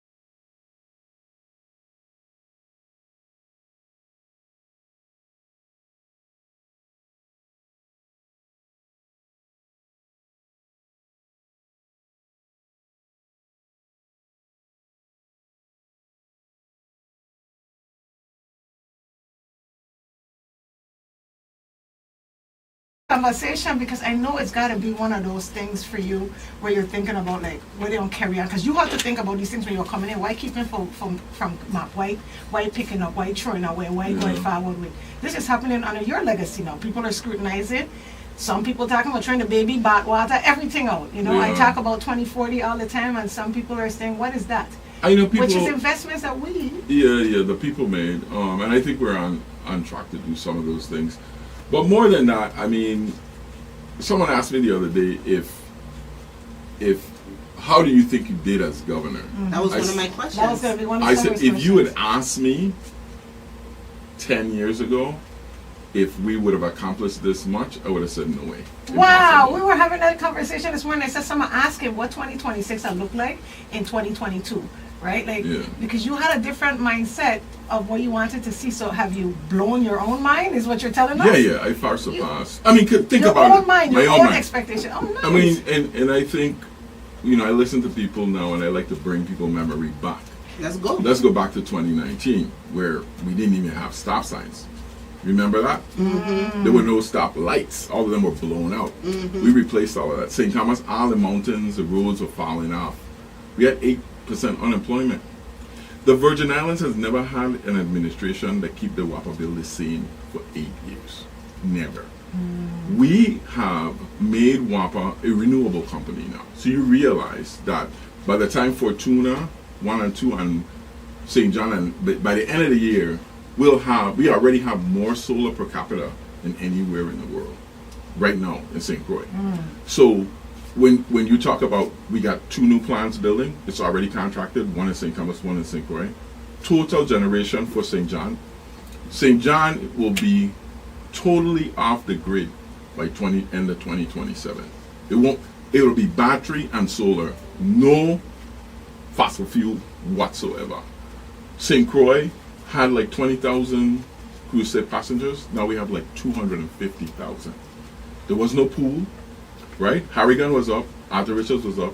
We built the first school, the first land for the St. John High School, which we've been working on for 50 years, solidified the Medicaid match at 17%, got back the earned income credit so we could paid over $500 million in taxes. Lowest unemployment in the history of the Virgin Islands at 3.8%, and longest time it's been under 4% in the history of the Virgin Islands. Built the first hotel in 30 years. Renovated the whole of Frederickstead, and as a matter of fact, we did the pool. We did $1 million on the waterfront. We put in a new dock. We did all the underground water and power. Paved all the roads. We got the last 2 in Frederickstead. We paving now. We almost finished with Polly Joseph Stadium, right? We paved Campo Rico, Wim, St. George. We paved. I mean, it's so much paving. Redid the whole highway. You like our beautiful sign coming in? Yes. East Airport, West Airport. Redid the bridges in Lagoon. Okay, and these are things that are just calling up the top of my head. You remember, right? That this place here used to flood right here, right next to the radio station, going on to the Galilee. We put a new port on the other side and run underground power all the way from that port to WAPA, right? This port in Gallows Bay is about to close. All the shipping is gone to the other side. A brand new ferry terminal, new high school annex, 6 new head starts, right? We also lit the highway, hadn't been lit in like 15 years, paid off WAPA in full, fixed the retirement system, paid back the 8%. Like, and this is like, it's like no administration in the history of the Virgin Islands has been able to. We established the Virgin Islands Territorial Park and put over 3,000 acres in it, right? We now own Maroon Ridge. We own the Diageo warehouses. We own Island Block in St. Thomas. I could just go on and on and on. New terminal in St. John, or Botany Bay Hotel is about to come on in St. Thomas. The Hampton I talked about. Put up the money to dredge the harbor, right? Settled 4 lawsuits with the retirement system against the government, right? And reduced the match from 10%. People forget, we had to come up with $2.5 billion in order to get the recovery done. We reduced it to 2% to $500 million. Okay? Extended the time to spend the CDBG, DR money that what we in trouble now for. I mean, yeah. If somebody had told me you were going to be able to do all of that, I'd be like, nah, that's too much. I mean, you could go back to any governor, you could name like 3 things, right? We about to open Arthur Richards a $300 million high school with a pool, solar, batteries, 2 RO plants, and a generator. It's self-sufficient. I mean, it's when I think about it, 5 new. We redoing the whole of the Spring Gut Road, not the Spring Gut Road, the Rainforest Road, under construction right now. People don't even know that. So this is why you're so tied to your thing, and you feel somebody getting ready to take it, right? Like that you have to give up this child because you feel like you raise a child right now. We groundbreak on 4 schools this year. Listen, we do so many things that people don't even think groundbreakings are special anymore. 4 schools this year. No, people see Central getting teared and I'm like, what are you doing? I was like, yeah, we're building a new school. So people in the Virgin Islands, unfortunately, for you and your administration, don't think groundbreaking special anymore because you've normalized them, right? Yeah. So you're naming a lot of things, and I point out my St. Joni and hat and my St. Tommy and hat, right? Because 2027 is far away. Do we have a plan for the stopgap measures now for people who experiencing power outages? Oh no, listen. We had a string of bad luck during the summer, right? It started with St. John, where there were 2 cables that failed millennials ago, back in a storm. They never fixed them, so that other cable broke. One man with a backhoe hit the cable, right? Messed it up. Where St. John was off for like 2 weeks fixing it. They couldn't get it fixed. Okay, so we fixed one. The other one on the way to be fixed, and the third one will be fixed by October. We bought an extra unit for WAPA actually, another generator unit. But Lord, I didn't even say that. We put in 4 new Wärtsilä generators, and we paid off for the Vital terminals, $140 million. So they have a big unit that they carry all the way. I think it's unit 27. They have a problem, and we can't take it down because the other 2 spares broke too. So when that broke down, this is what created all of this. But by now, things are what they are. The 2 solar plants in St. Thomas were supposed to be finished by June. Remember, we got Haggensburg and we got one out in East already done in St. Croix. The 2 solar plants in St. Thomas, if they were done, we wouldn't be having these problems now. You know? And so, like, WAPA just will be a man. We got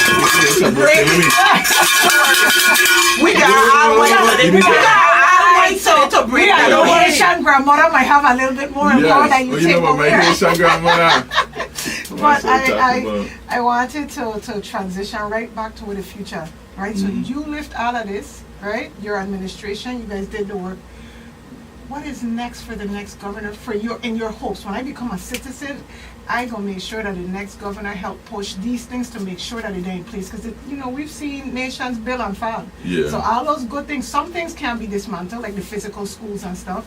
But some of those structured agreements you have with WAPA can sure be destroyed. Yeah. I mean, not destroyed. Wait. Adjusted, dismantled, right? Renegotiated. So what are we gonna do? So I think a big part of WAPA being supremely fixed is in the recovery. ODR. As much as people say the recovery movement's slow, we've closed over 1,000 work orders. The only thing left is the big projects, and all of them are under contract now. So I don't think anybody gonna mess with ODR. That would just be supremely stupid, right? WAPA, I think we always looking for a sacrificial lamb, somebody to kill. Changing people don't work. We try. St. Croix Hospital is proof of that. We had like 20 CEO in the last 10 years. Don't change, right? WAPA is on a good track now, but people screaming about WAPA. So I'm trying my best to make sure we solidify the power situation. So going into the new year, it's not really an issue. Because once the power stay on, nobody really care, right? And then, God willing, we crazy man doing things in Iran and that kind of thing. The oil comes down, we'll be all right. Even if the oil stay high, the solar gonna pick up a lot of stress. The real problems that no one is talking about in the Virgin Islands that I didn't fix, and admittedly, let's get into it. Is healthcare. we put up, like, one governor asked me, he said, I'm trying to get one hospital, you have 3? I said, yeah, we build in 3 hospitals. The problem, though, isn't the structures. It's the same thing with the school, and the structures are nice, but you still need, yeah, you got to fill it. But you have to operate it. And So- you have to have efficient operations and money to operate it every year in the building. So when you hear Frederickstead Healthcare, right, operating with a $6 million uncompensated care a year, and Easton and St. Thomas, $6 million, and the 2 hospitals, $30 million apiece, that's $72 million shot we are in terms of healthcare. And you know, I had a meeting with the doctors this week, and like you say, right, we don't, cognitive dissonance, right? There is a bill right now, right, to eliminate the birthright citizenship. I for the saw Virgin that. Islands, Tell me about right? it. It's bad, right? But it will cut down on immigration, illegal immigration into the Virgin Islands, which is a big part of our healthcare expense, So- and our crime and other things. So Because they think it's birth tourism, so people come to here People to do. give birth. People do. That we heard it when we was in Tortola. People I do. think that's a real life thing. It's a But real I didn't thing. recognize that the bill is talking to it because it doesn't specifically target just that in the language from my understanding. No, they but it's- said it like a blanket. You know, so but I people- fall underneath that blanket. No, you no, don't. no, you don't. Well, because I mean, not me today, but when I say my grandchildren will fall No. underneath that. No. If they choose to be born here, no, yeah. No. It is only for non-citizens. Citizens. Oh. So if you are, so Malika Makil, right? They born here, their wife born here. You're a U.S. citizen.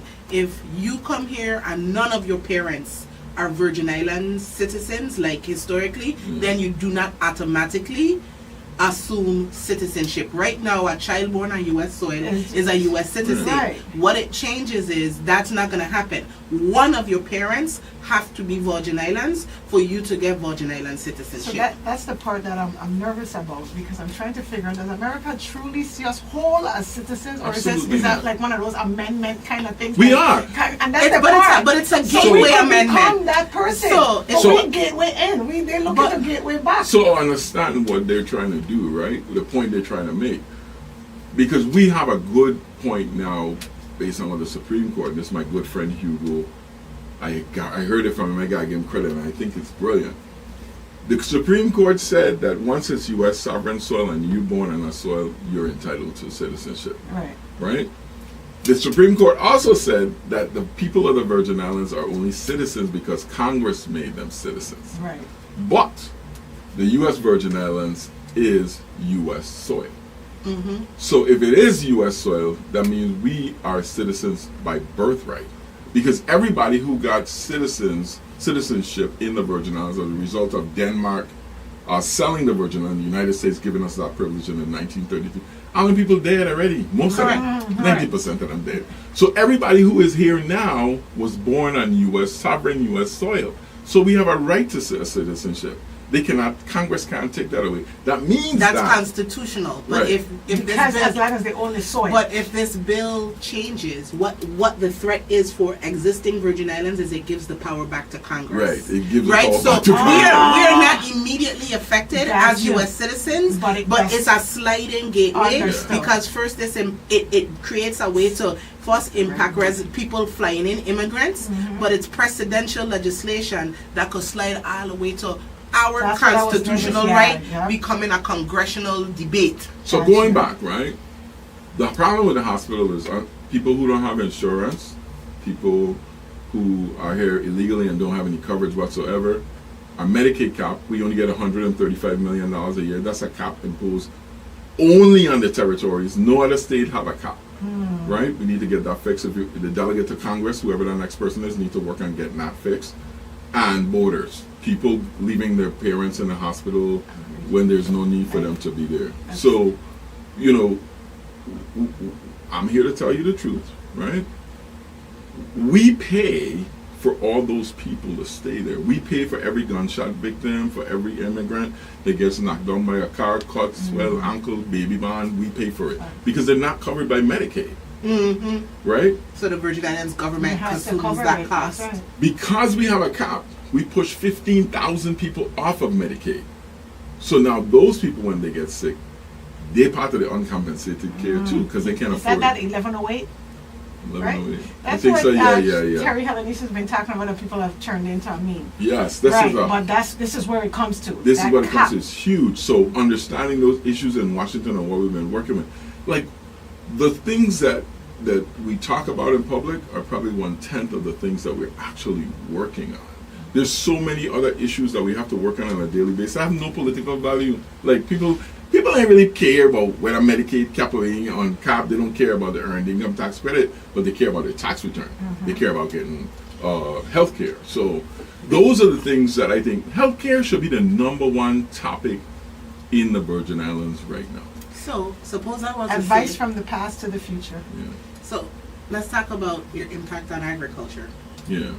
We, if farmers are listening, at one point I remember you clearly said, hey, they set aside $10 million I did. for agriculture. Yeah.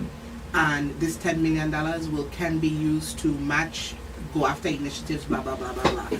Farmers heard that, and we haven't seen the impact of that $10 million.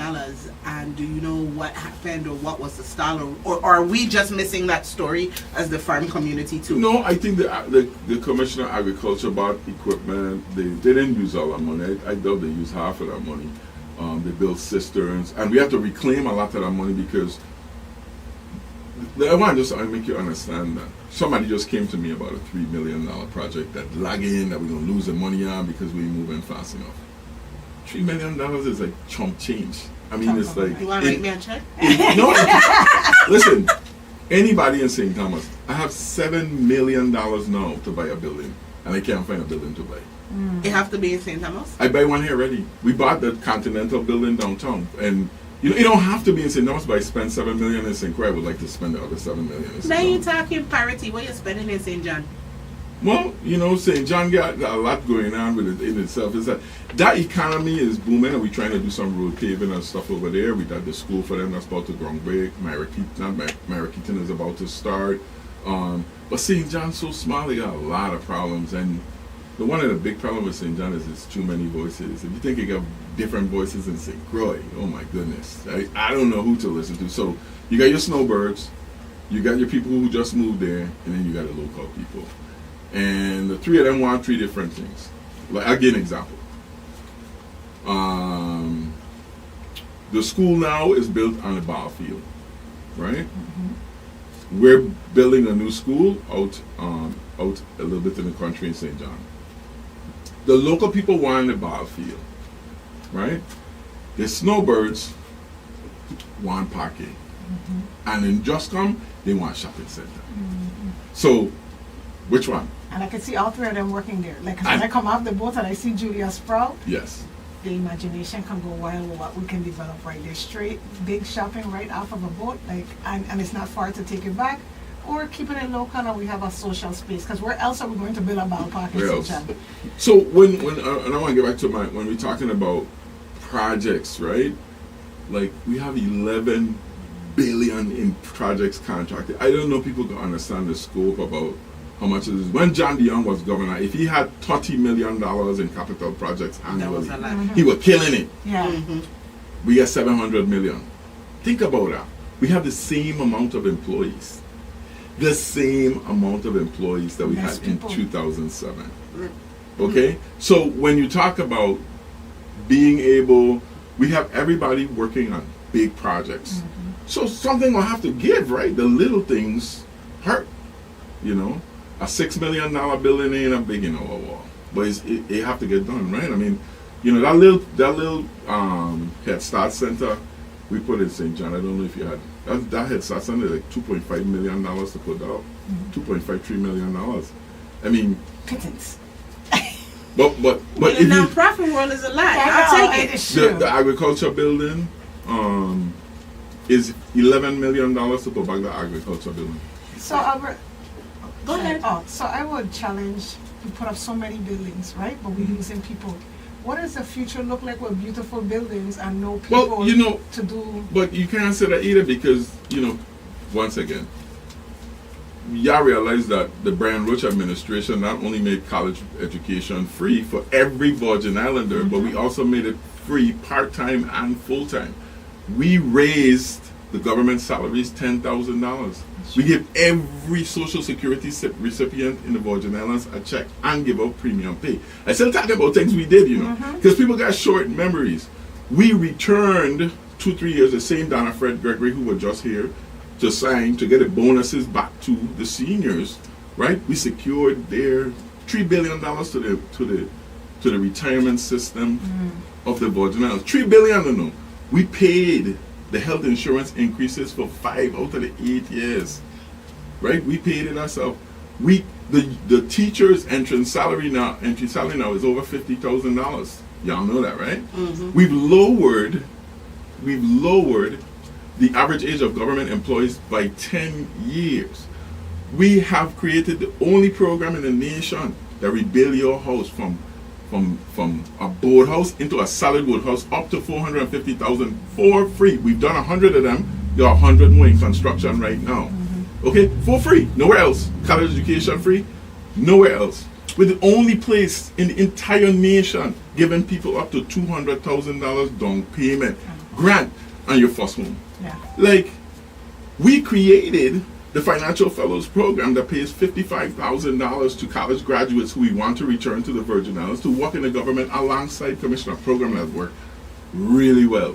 So when you say what we've done to keep people here, well, it's like we giving away the place. No. So let me ask a question. Are you going to print your administration kind of like a final report? I remember in year... Nobody care.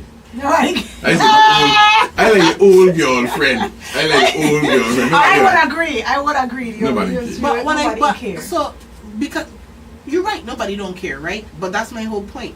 How does a person like me who... I want to judge your administration, not just now. You know what I would do to do that? I got a good idea. I would do a documentary. I know you were going to Oh say my God. Document. Please don't go. What has happened? Oh, what a novel thought. I thought. That we could actually I know you were going to memorialize. This is not where I was going with this. This in history. Just this is not where we were going with this. No.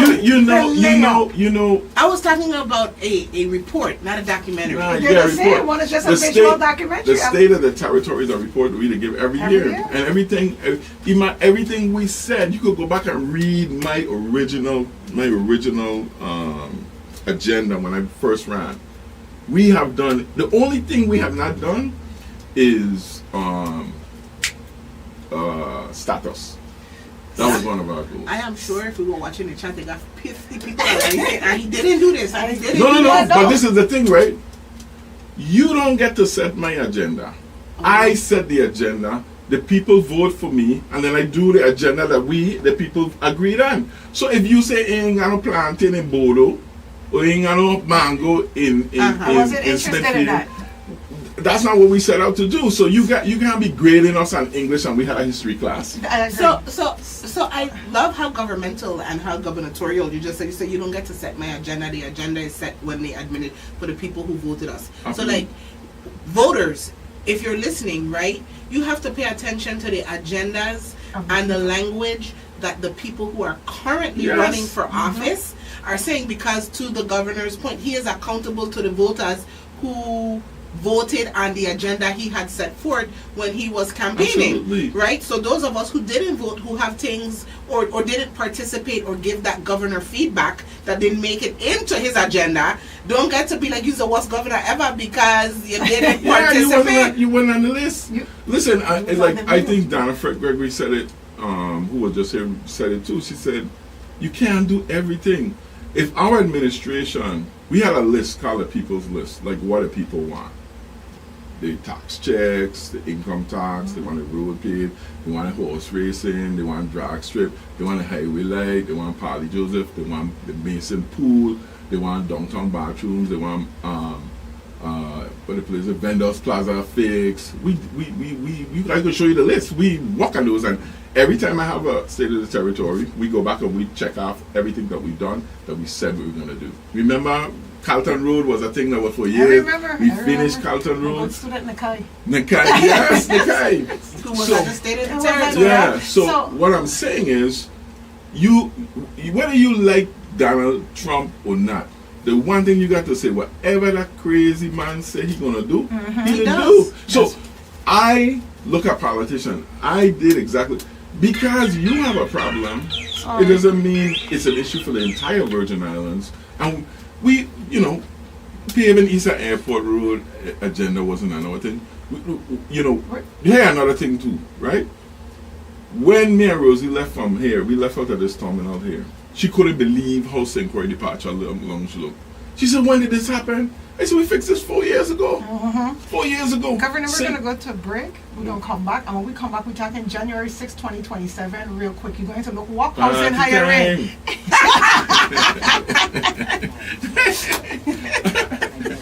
You don't travel with parties, so. Yeah. Again.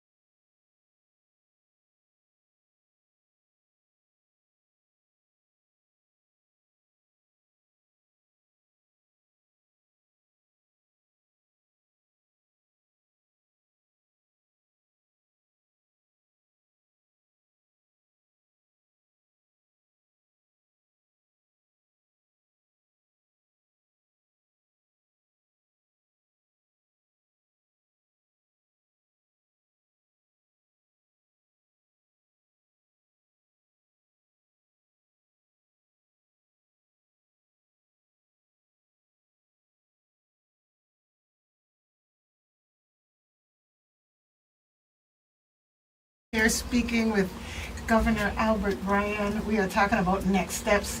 It is January 6, 2027. You've given your farewell speech. You shake the hand of the new governor.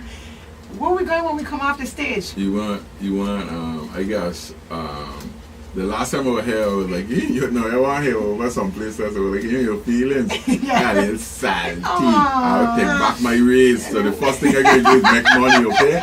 I need to make money. I don't know how much more working years I have. I'm trying to beat the public spirit out of me. Yeah. But everything I think about always leads back. I can't do passionless work. Money is good, but I really want to help the next governor because we're going to have a mess of a legislature next term because we're losing 2, 3 Really strong senators. 3 strong senators. You're going to get freshmen coming in. The governor's going to be new, so they're going to need support to do anything progressive. So I really want to help in terms of being able to provide support with editorials and those kinds of things. I mean, I love the budget analysis. I'm not going anywhere, but I do want to do some consulting. I want to do some public speaking. And I have this, my passion project. What I really want to do is I really want to go around helping Virgin Islanders learn about retiring, investing, and saving. And I've asked the GRS to do it, and they just like they refuse to do it. And the GRS gives you the kind of fallacy that you could retire on your GRS income. Forever. You will starve to death. Let me tell you that. I know. You got a plan for that. Now, if you create some other sources of income, if you pay off your mortgage so you don't have no rent, if you minimize your lifestyle, your cars, your expenses, your credit cards, and you have a little savings that you have an investment, you can live wonderfully on that. But if you don't do that, you can't. And no one's telling you that. So, you know, this Kofi, is Kofi? Yeah, Kofi came to our Boateng came. I tell everybody. Mr. Boateng, yes. His name. That was my boss. Yeah, he's It is great. not right. You are a beautiful lady. You must do better work. He's really, and I like spiritual people because spiritual people always try to help other people, right? 27 years ago, he told me to open up he came and he spoke to a bunch of us about mutual funds. And I decided I'm going to open a mutual fund and put $25 a month in there for my daughter, Aliyah, at the time. So when she go to college, I'll have money. There's 40 grand in there. So that's just saving $300 a year. So imagine, right? $300 a year. So imagine if we got everybody in the Virgin. I wanted to do this with the ARPA fund, but I couldn't figure out how to do it well. 2 things I gotta tell you. So if you start now for your child that's born, by the time they hit 25, with just $25, they would have at least $25,000, $30,000 in the bank, in a mutual fund account. But if you put 50 or 100 or 200 a month, imagine what kind of resource you will have. Right now, whether you like him or not, there's these things called Trump accounts for kids born. Michael Dell is doing them too for kids born in certain area codes. That they will open these accounts for you and put money in there for you. Everybody in the Virgin Islands need to do that. I feel, you know, wealth building. I talk a lot about money all the time because money is freedom to me. It's choices. It's a tool. It is. It's not like I'm very simple. If anybody who know me, like I have internet, I have a book, I have a little nice car and a house, someplace to live. I good. I don't need a boat, a yacht. I don't need 3 houses. I don't need none of that.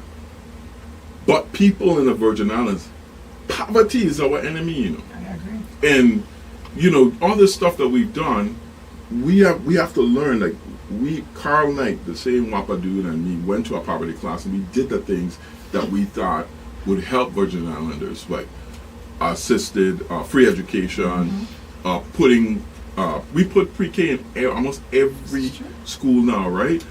We have these early Head Start programs now too in the Virgin Islands. So education is a big way in order to give people liberation, economic Financial liberation. freedom. Absolutely. So the housing piece we did, giving people assets. We got 90 people now who have gotten this $100,000, $90,000 on average to get their own home. And then we have the Own a Lot, Build a Home program. Because That's $100,000 worth of equity. When your government give you that, you got a house, an apartment, and you get $100,000 worth of equity. What equity mean? That means you bought your house for $200,000, but it worth $300,000. So you could go back to the bank anytime and say, listen, I need $50,000 and $300,000 to buy another house, invest in an apartment building. To build. Absolutely. So those are the things. The GRS own a heap of land. St. Thomas and St. Croix. I've been pushing them to build homes for the members, retirees or not, build those homes for them. So for me, liberation is education. We gotta really think about what we're doing and don't get distracted by the moronic thing people telling you. It's like, focus on building your own family wealth and strength, and the whole Virgin Islands is going to benefit from that, because guess what?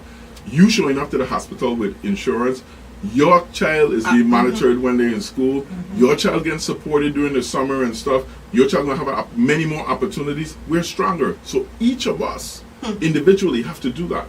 Power is the same thing. We've invested over $350 million in WAPA. Why?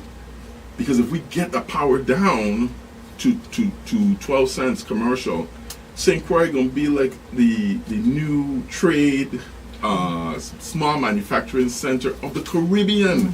So The infrastructure had to be set. to your point where you were saying offline, where we have done a lot of the things that people ain't gonna appreciate for 10, 15 years, but it is anchored in progress. A lot of nobody don't break it up. And you said you would be there to help them, right? So that's if a they good want thing. help, they don't want help. So, I but mean, that's- and you know, it's funny, right? Like, governors are, it's almost like a game. They'll tell you like, oh, John the Young one, this, oh, Matt still telling him what to do. Oh, No. You know, It's a relay race. we should.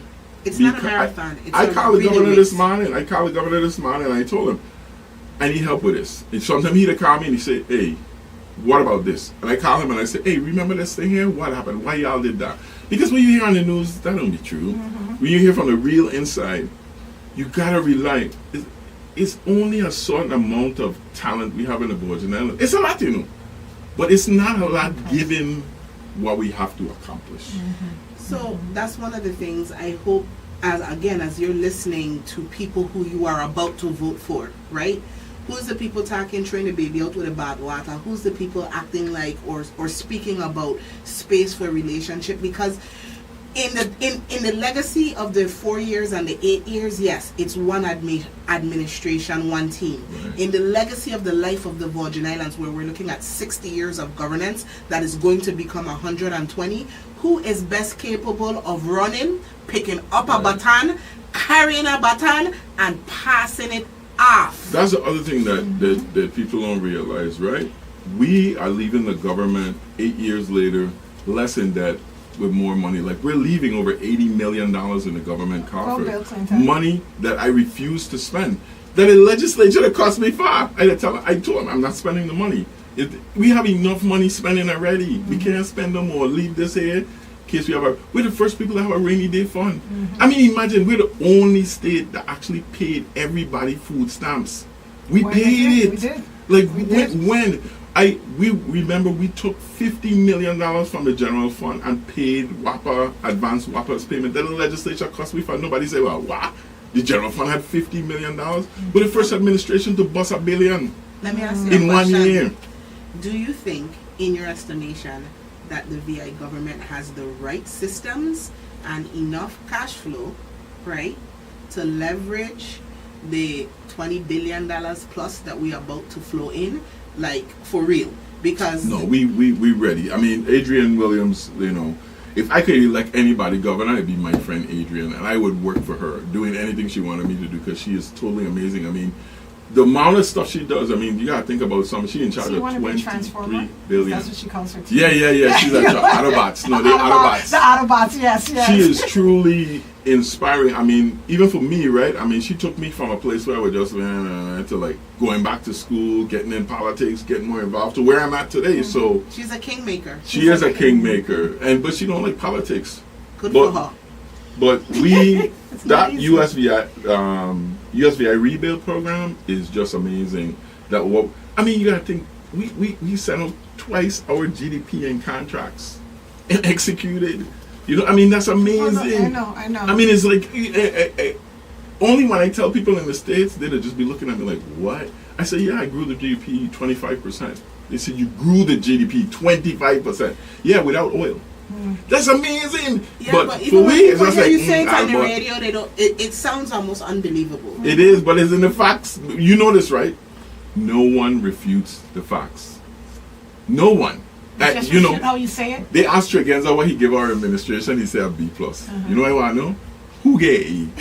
Who get I E? knew that would be your question. Who get Actually, when I You said know, it, I I said, mean, you know. Albert, I'm trying to figure out how come he get a 99. Like, I have people that when I evaluate at or work if- and you give them above average, they always come back at the end and say, so how can I get exactly? so- I say, dude, Yes. you do good. Go No, ahead. no, home." No, Never no, get no. But that's the reality. So if we don't know what we measure in leadership by, and leadership performs or underperforms, we're actually quite confused because we don't have metrics as a people, Yes. not the government, but as a people to tell the difference. What are we publicly saying? This is how you know an agency performing. This is how you know a senator performing. This is how you know a governor is performing. And how do we? Let me say one more thing. I gotta Okay, know you 'cause go, we gotta right? go, yeah. Because Jen now, I mean, and this is the other phenomenon. Who's the president on Gen now? Adrian. Okay. Imagine, so in 2002, we formed an organization. In 2007, we decided to take over the government. In 2014, we elected our first candidate, Nobel Francis, and 2019, I became governor. That in itself, I mean, that's 20 years of planning to effectuate what we had to do. So when we knew the assignment when we got there, and we had the experience and everything, right? We need to replicate that. We need people future is to trying. get. Do you know who the future is? You use the future? Right. Yeah, you got it. So when you go in, right, you know you're doing the work now. You're civically and socially involved. You're getting into politics a little bit. So when you're in the system, so you understand how government works. That's one of the things. If you never worked in central government, You don't understand. you can't. And if you I don't never- even know you're picking a leader. If you never worked in central government, if you've never been on a WAPA board or a housing board, like, Listen. let me tell you, you're gonna be lost. It's not the same. No, but you don't understand. And if you never work in a superintendent office or an upper level administrative office, you don't get it. If you never Federal grants. I moved from a school-based position up into an administrative position, and it really gave me a different perspective Totally different. to be able to sit in a room with a superintendent and understand what they do on a daily basis, and directors. It was completely different stories from what I understood from a school-based, principal-based, classroom-based. Like, there's not enough. Totally different. I mean, that's why I went to be a commissioner. We're making 100-ton change at Innovative in 2006 when John the Young called me and said, "Come be a commissioner." I went because I took a pay cut and went because I wanted to understand government, and it was like a whole new eye-opening world. experience. Yeah, it's totally different. Well, this conversation has been so great, and Governor Brian, I want to give you your props on top of the radio. 8 years I have sent you messages and concerns, and you've always replied. And I tell people all Within the time, 48 good, hours. bad, or indifferent. I can't say he wasn't accessible, right? Yeah, yeah. You don't answer from a And- cell phone within 48 hours. He does, and I've never Everybody's had to. coming over. Everybody How? does. But It's like, the you don't one- write, it's like you don't write it in a I bathroom. tell people No, my but he was number. giving it out his first year like it was like it and was people do. popcorn. You So- know, he was Let like, get call flowers me, and call me, peach. call me. There's Truly accessible. 300 people in the Brian Rose chat up to this day, I was right? a In plant. each one. She was a Right? plant. But my phone number is right in there. I tell people It's I true. answer all my emails, and You do. routinely people say, "This dude, he pissed me off," and I answer them pissed off, and he Yeah. write me back, laughing out loud. At least you answer. Right. No one else answered. No. Love alone. And So, I but want the to other make thing- sure that we oh God.